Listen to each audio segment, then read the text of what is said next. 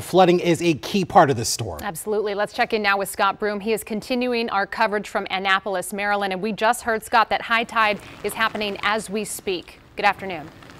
It is high tide happening right now here in what's known as Ego Alley, where men are measured by the size of their boats.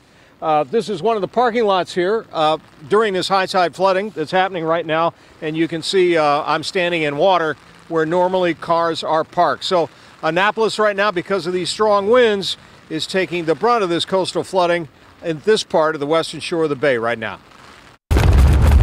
Howling winds in Annapolis, driving a high tide on the Chesapeake Bay to flood stage this afternoon at the city's iconic Ego Alley, with Annapolis residents reacting to the storm with sandbags and observations on the weather. So it looks like we'll probably get a good one. The wind's heading west, so between all the rain we're getting and the wind heading inbound, I'm sure the whole Annapolis downtown will be flooded.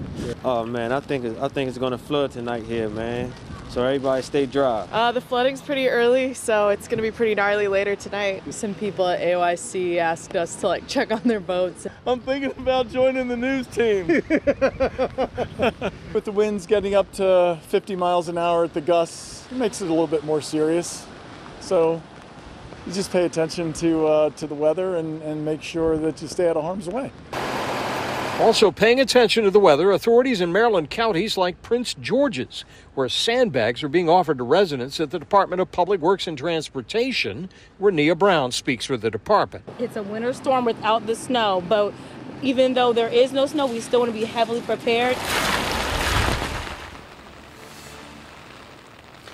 Back live in Annapolis now, there has been no serious flooding damage here around Ego Alley and the city dock. Most of the businesses that can be affected by these high tides have been sandbagged, and the police have closed off all of the parking lots here to keep vehicles out and keep them out of flood trouble. And in fact, the lower end of Main Street here has just had some cones go up as police try to manage the water that's in the roadway. So this is the high tide, but the wind will continue holding the water in communities like this one on the bayfront. So this is going to turn into an extended weather event for people on the shoreline here. In Annapolis, reporting live, Scott Broom, WUSA 9. A great way to sum up this storm, a winter storm without the snow. Scott Broom reporting live. Scott, thank you so much. Well, this